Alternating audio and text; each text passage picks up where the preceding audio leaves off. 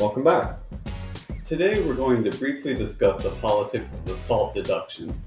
As a reminder, prior to the passage of the 2017 Trump tax law, taxpayers could deduct all the state and local taxes, or SALT, that they paid from the income on which they owed federal income tax. The 2017 law capped the size of the SALT deduction to $10,000.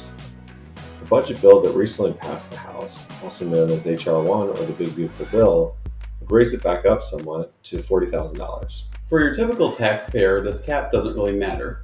Nationally, Americans pay $7,100 per capita in state and local taxes. So whether they can deduct $10,000 or $40,000 or $100,000 doesn't really matter. Plus, a lot of people will take the $15,000 standard deduction instead of adding up SALT and other deductions that might be available to them.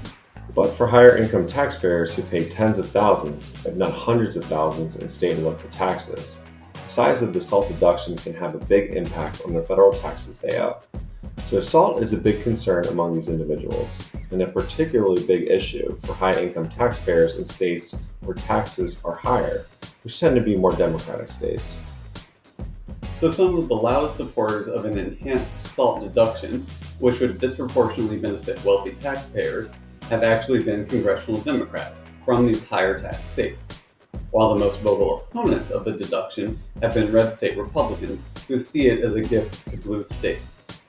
This dynamic is why Republicans were the ones to first put a cap on the SALT deduction, which they did with the 2017 tax bill. Notably, they did this over the objection of some blue state Republicans.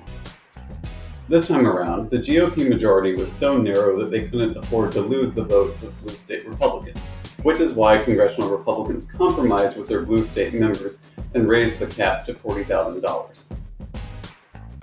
The budget bill ultimately passed the House by only one vote.